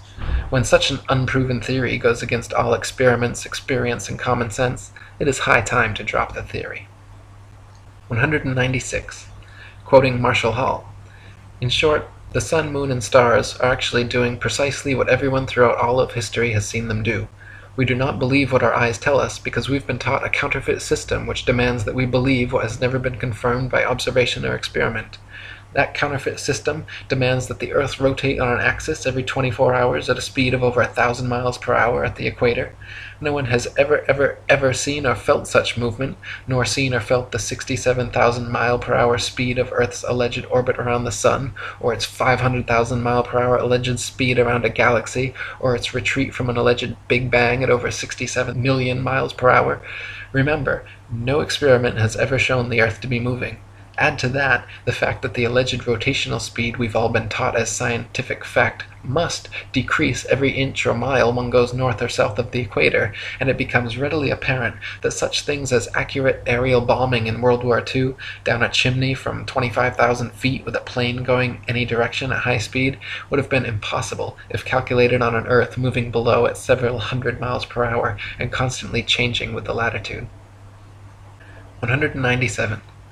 Some people claim there is no motive for such a grand-scale deception, and that flat or ball makes no difference. By removing Earth from the motionless center of the universe, these Masons have moved us physically and metaphysically from a place of supreme importance to one of complete nihilistic indifference. If the Earth is the center of the universe, then the ideas of God, creation, and a purpose for human existence are resplendent. But if the Earth is just one of billions of planets revolving around billions of stars in billions of galaxies, then the ideas of God, creation, and a specific purpose for Earth and human existence become highly implausible. By surreptitiously indoctrinating us into their scientific materialist sun worship, not only do we lose faith in anything beyond the material, we gain absolute faith in materiality, superficiality, status, selfishness, hedonism, and consumerism. If there's no God and everyone's just an accident, then all that really matters is me, me, me. They've turned Madonna, the mother of God, into a material girl living in a material world. Their rich, powerful corporations with slick sun cult logos sell us idols to worship, slowly taking over the world while we tacitly believe their science, vote for their politicians, buy their products, listen to their music and watch their movies, sacrificing our souls at the altar of materialism.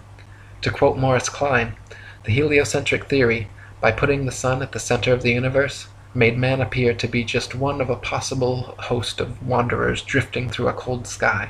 It seemed less likely that he was born to live gloriously and to attain paradise upon his death. Less likely, too, was it that he was the object of God's ministrations. 198. Some say that the idea of an intergenerational worldwide conspiracy to delude the masses sounds implausible or unrealistic. But these people need only familiarize themselves with the works and writings of Freemasons themselves, for example John Robison, who exposed this in his 1798 book, Proofs of a Conspiracy Against All the Religions and Governments of Europe, carried out in the secret meetings of the Freemasons, Illuminati, and reading societies. Supreme Commander of the 33rd Degree Albert Pike was quite forthcoming in several letters regarding the Masons' ultimate goal of world domination, and the Zionist Protocols of the Learned Elders of Zion, the exact plan by which this would be and has been carried out, is completely disclosed. 199. From Foundations of Many Generations by E. Eschini. The only thing the fable of the revolving earth has done, it has shown the terrible power of a lie. A lie has the power to make a man a mental slave, so that he dares not back the evidence of his own senses. To deny the plain and obvious movement of the sun he sees before him, when he feels himself standing on an earth utterly devoid of motion, at the suggestion of someone else, he's prepared to accept that he's spinning furiously around. When he sees a bird flying and gaining over the ground, he's prepared to believe that the ground is really traveling a great number of times faster than the bird. Finally, in order to uphold the imagination of a madman, he is prepared to accuse his Maker of forming for him a sensiferous lie. 200. Finally, from Dr. Robotham. Thus we see that this Newtonian philosophy is devoid of consistency. Its details are the result of an entire violation of the laws of legitimate reasoning, and all its premises are assumed. It is, in fact, nothing more than an assumption upon assumption, and the conclusions derived therefrom willfully considered as things proved, and to be employed as truths to substantiate the first and fundamental assumptions. Such a juggle and jumble of fancies and falsehoods, extended and intensified as in theoretical astronomy, is calculated to make the unprejudiced inquirer revolt with horror from the terrible conjuration which has been practised upon him, to sternly resolve to resist its further progress, to endeavor to overthrow the entire edifice, and to bury in its ruins the false honors which have been associated with its fabricators, and which still attach to its devotees. For the learning, the patience, the perseverance, and devotion for which they have ever been examples, honor and applause need not be withheld, but their false reasoning, the advantages they have taken of the general ignorance of mankind in respect to astronomical subjects, and the unfounded theories they have advanced and defended, cannot be otherwise than regretted, and ought to be by every means possible uprooted. For more information about our flat Earth, read The Flat Earth Conspiracy by Eric Dubay, and visit atlanteanconspiracy.com and ifers.boards.net.